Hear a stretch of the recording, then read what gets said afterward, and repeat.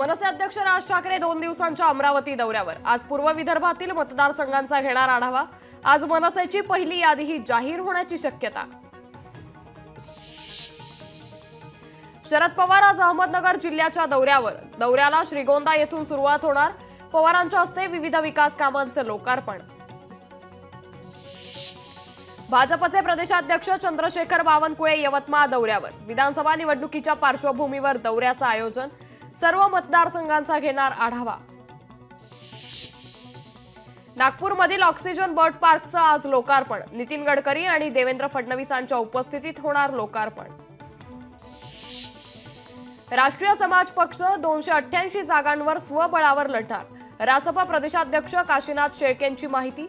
महायुतीत अद्यापही जागा वाटप न झाल्यानं रासपकडून स्वबळाचा नारा। राज्यात 6 वर्षात 34 गुन्हेगारांचे एन्काउंटर्स। महाराष्ट्र पोलिसांनी 2016 ते 2022 मधील आकडे जाहीर केले। 34 केसेस पैकी 24 केसेस निकाली।